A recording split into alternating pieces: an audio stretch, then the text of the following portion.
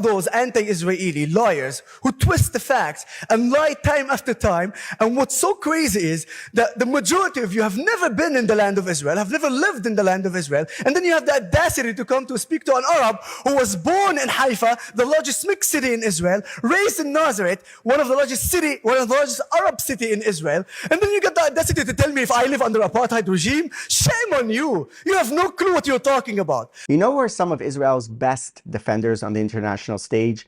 Non-Jews. Non-Jewish citizens of Israel. Because Israel is a great country, and even if you're not Jewish, you can have a wonderful life here. Better life than anywhere else in the Middle East. We have great Druze spokespeople, we have great Arab spokespeople, some Muslim and some Christian, like Yosef Haddad, a former colleague of mine. He's an Arab Christian from northern Israel, and here he is at the Oxford Union debate in the face of boos and jeers and terrible handling of that biased debate, showing to the crowd who Hamas really are and dismantling the apartheid narrative. Here we go. أنا قاعد بكلمك من جوبا بسيم افتح الواتس تبعه قول له وين شوف كيف قتله شوف كيف قتلت بيدي يابا ابنك قتل يهود هاي دخل مفلسين يابا يابا قاعد بكلمك من جوال يهودية قتلتها وقتلت جوزها 10 بيدي يابا قتلت 10 يابا 10 بيدي قتلت. I understand, I'll translate, don't worry. It's for the majority of Arab speakers here. Okay, this is a Palestinian, not affiliated with Hamas according to what he says, just a citizen. And he's saying, Dad, Allahu Akbar, I just killed 10 Jews. I have their blood on my hand. I stole her phone. I'm speaking with you from her phone.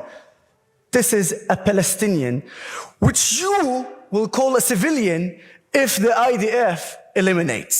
So this is one of the many videos that Hamas uploaded, and they themselves were proud of killing, guess what, Arabs and Jews in the 7th of October. And just before I start actually my speech, you know, it's funny, Mr. President, you as an Egyptian talking about the land of Palestine and stalling. You know, back in 1948, when the Arabs did not agree to the partition plan and the Jews did, and they opened the war and they lost the war. They lost the war, but you know what? They kept the West Bank and they kept Gaza. Do you know who actually ruled Gaza between 48 to 67 and who ruled the West Bank between 48 to 67? No, not Israel. It was Egypt in Gaza, and it was Jordan illegally in the West Bank. Now, here's a question, rhetorical one, because I really don't care about your answer. From 48 to 67, you as an Egyptian, you should know that Egypt controlled Gaza, yet they never offered a state to the Palestinians to take, which right now they are actually fighting for. They're also fighting for the West Bank. They're fighting for borders of 67. That's at least what the Palestinian Authority wants. Not like Muhammad al-Kurd and all the constituent speakers who wants the annihilation of Israel from the river to the sea, right? But here's the thing. How much I bet with you that you have no clue which river and which sea, but you are like zombies. From the river to the sea, Palestine will be free. Listen carefully. If you want to free Palestine, first free Palestine from Hamas. First free Palestine from the terrorists. So, of course, Booz, here's the thing. If I say free Palestine from Hamas and you actually booing, then guys, I'm sorry to tell you, you are a terror supporters. Point. That is the point. Now, when I'll give you, I promise you, I'll tell you what, I thought by giving point of information, it means that the speaker is brave and he's not afraid to speak. Apparently, the president here is such a coward that he couldn't even take one point of view. But don't worry, I will allow you. Nico, stop tape.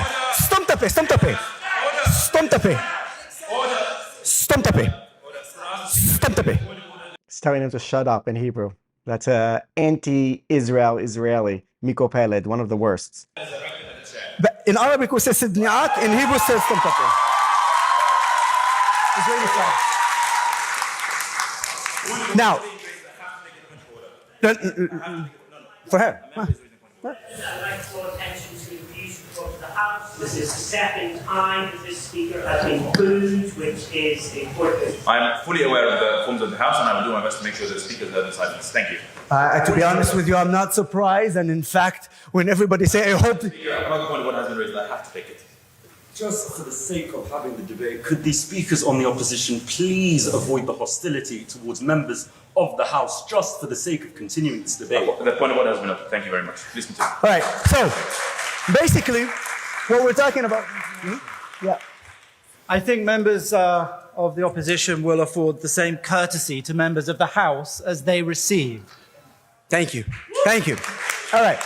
Now, just to make a one very obvious statement, you know, everybody is saying the House should vote. I hope the House would vote, as if we already don't know what the House is going to vote tonight. But you know why I'm here?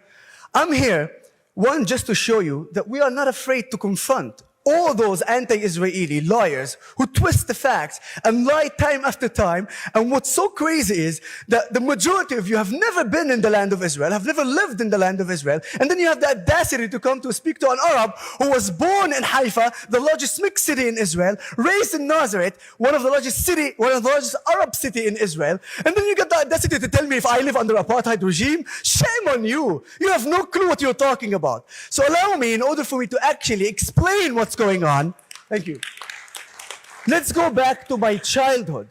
I'm an Arab Israeli born in Haifa, largest mixed city in Israel, where you have Christians, Muslims, Druze, and Jews living in the city. At age 3, I moved to Nazareth with my parents, which is the largest Arab city in Israel back then. Today it's Rahat. And the way I grew up because, you know, being with Jews and Arabs together, playing football together. That's what we like. And because we were playing football in the largest mixed city in Haifa, we had Jews, Christians, Muslims, and Druze playing together. And do you think at the age of 11, 12, we cared that this guy is a Jew or this guy is an Arab? We just wanted to play football together. And that's what we did. And step by step, we start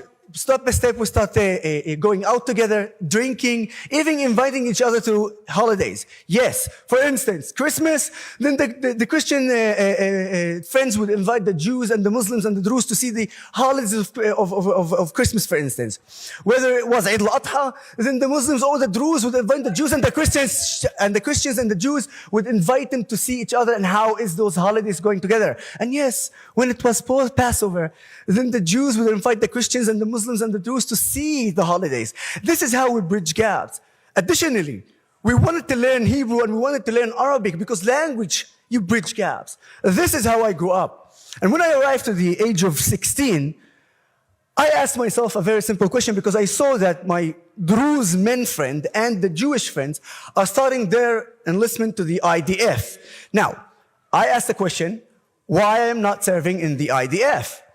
Apparently, some people do not realize that Arab Christians and Arab Muslims are not obligated to serve in the IDF, but if you want, you can volunteer.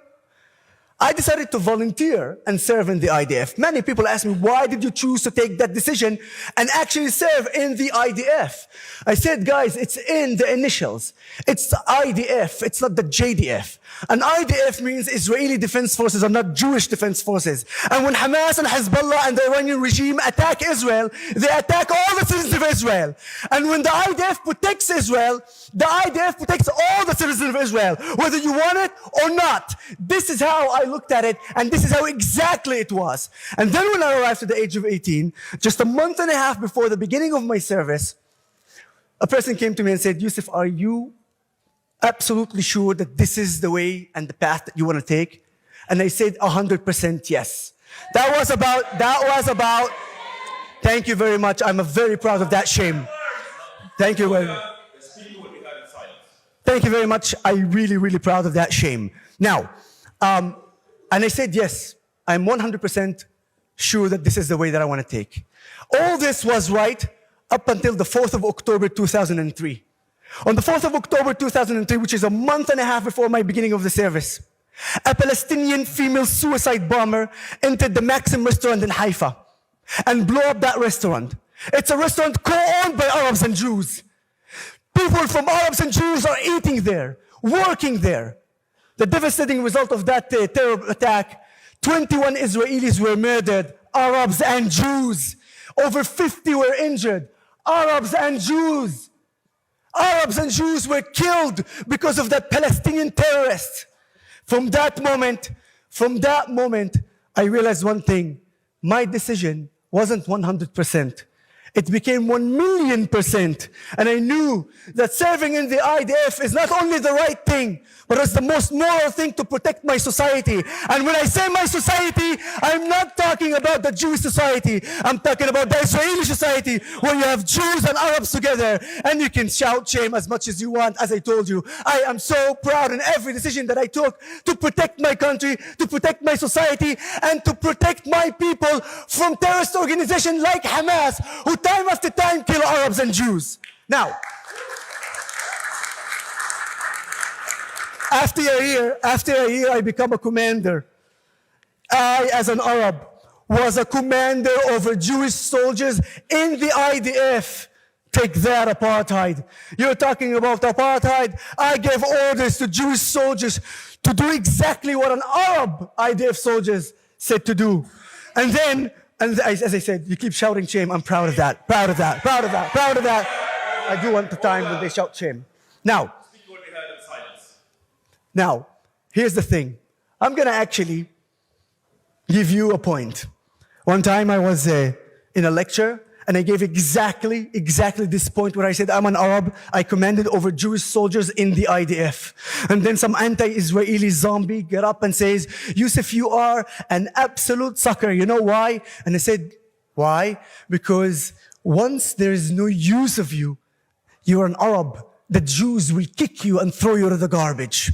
That's what has been told to me in front of 500 students.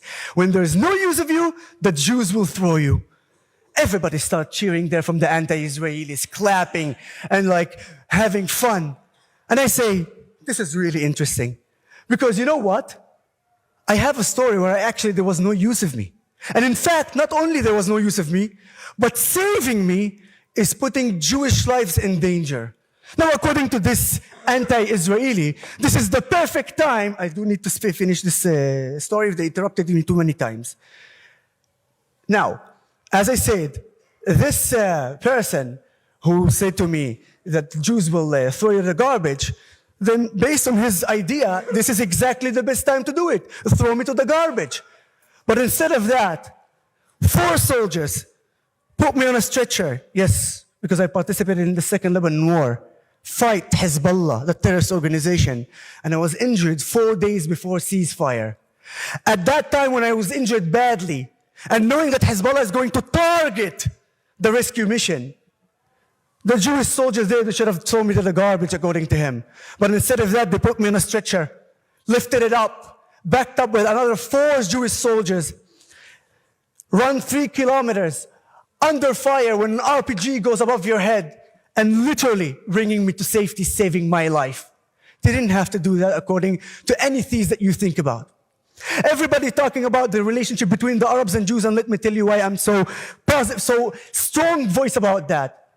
Because while you bullshitting about what's going on, I felt it. I smelled it. I tasted it. I saw it.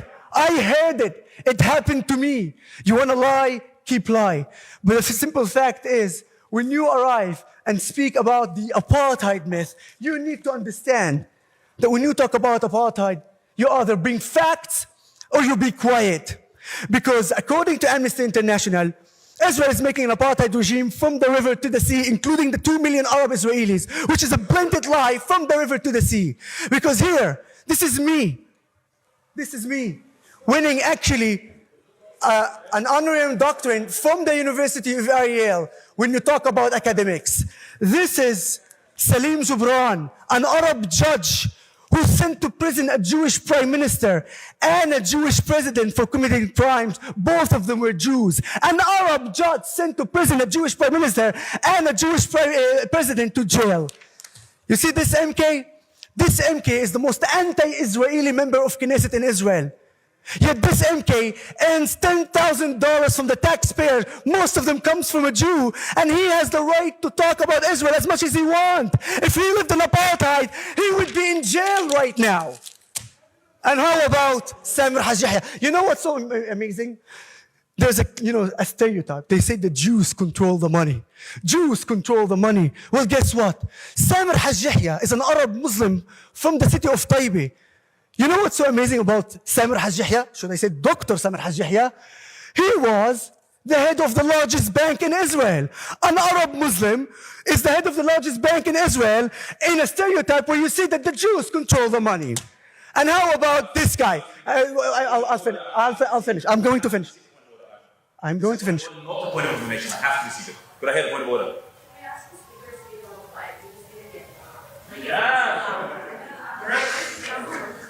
Annie, let's take the microphone a little bit. Thank you for that. And I'll try to be less intensive, but you obviously understand how it is important when I stand in front of you, knowing my reality, and when there are a bunch of people that never been in Israel and telling me my reality, of course I would be a little bit with over motivation and talking like this. Let's continue about the Israeli apartheid. Look at this. This is Anan Khalaili. He's an Arab Muslim playing for the Israeli football team. Not only that, when he played for the under-19 Israeli soccer team, he finished as the top scorer, where Israel achieved an unbelievable achievement, finishing third in football. This is crazy, I'm telling you. Now, before I finish, here's what you will not going to hear.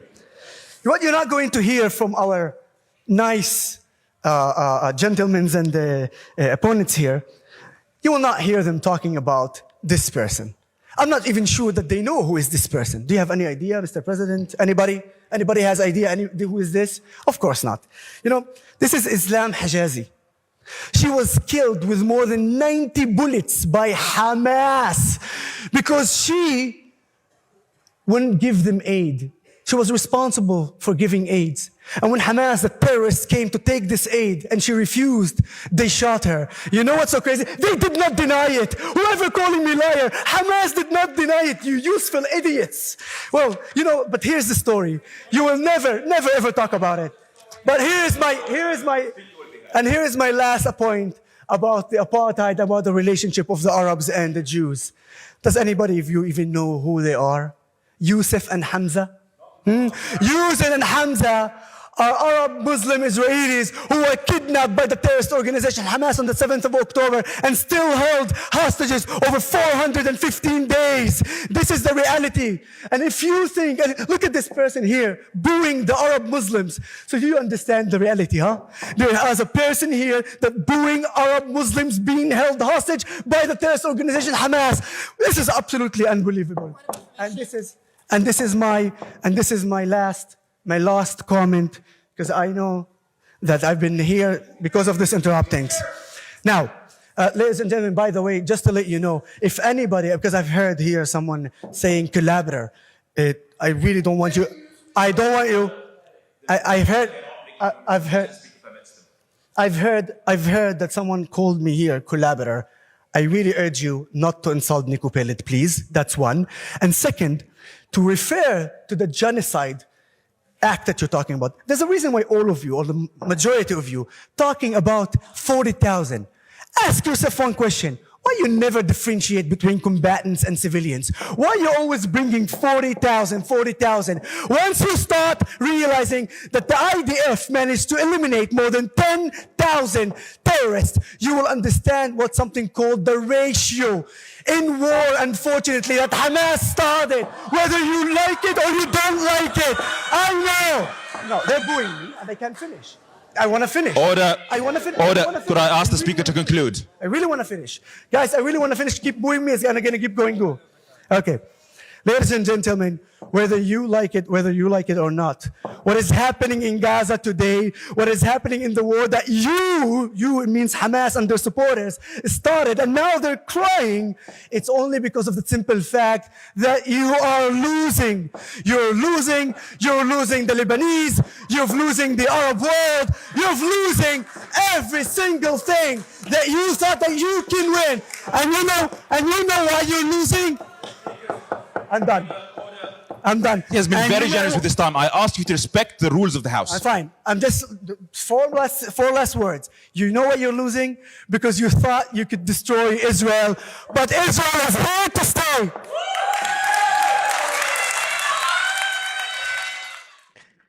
Destroyed in their own house, the biased house. You saw the lady in the background, she's making these faces. What can you do? It's facts, lady. It's facts. And the day-to-day things that you see here, it's so rarely talked about. It's so rarely talked about. You know, I have the call to prayer, the azan go off here at 5 a.m. next to my house in the mosque here in Jaffa. Arabs go there. You go up into the old city of Jaffa, there's a mosque in the background, a church in the background. Everybody can live here freely, much more freely than minorities live in the Arab and Muslim countries. And one of the reasons is because Judaism is not a proselytizing religion. Judaism doesn't seek to convert people. We've got the opposite problem. We don't want you in our religion, which can lead to its own problems, but certainly not enforcing ourselves upon other people. That's why if you live in an Arab village, in an Arab town in Israel, or you're a Muslim or you're a Christian in Israel, you're free to practice your own faith because the Jews are not coming to convert you. They don't want to force you to become a Muslim, which is what happens in other places in the Middle East and in North Africa and has happened historically. There's pressure to convert, threats, less rights for those who don't convert, more rights for those who do. Islam is always seeking to expand, to bring in new members, and it isn't able to separate between the individual rights and that of the state. So you would never have a Jewish judge send to jail some high-ranking Muslim authority in a Muslim country. The same has happened here when our Arab judge sent to jail the Israeli president, one for rape, one for corruption, the prime minister. Apartheid for you. But they keep claiming it and keep claiming it, and they'll just cite authority. Oh, some human rights report says it. In the face of the Arab Muslim like Yosef Haddad there, who lived in Israel and knows the truth. But it's all slander. It's not based on facts. It's all, the facts come later. First, we need to destroy Israel, and then let's find facts that suit our narrative. Oh, these facts, look, apartheid, this could be apartheid maybe. Aha, I see. That's why our desire to tear down Israel and destroy it is justified. They're looking for things to support their base position, which is that Israel needs to be wiped off the face of the earth. This entity, El-Kiyan, the entity as they call it in Arabic. They don't even call it a state. They don't even say the word Israel with salt in their eyes. They can't do it. This entity will disappear from the face of the earth. That's their dream. Also of all the people there in the Oxford Union debate, the so-called civilized people. They just want to destroy Israel. And Hamas tried, and they supported Hamas. But like Yosef said, he said, no, not going to happen. You'll fight us, you'll lose, we'll continue to stand here. It's not going to work. Insightful Nomad, don't forget to like and subscribe. I will see you in the next video. Bye-bye.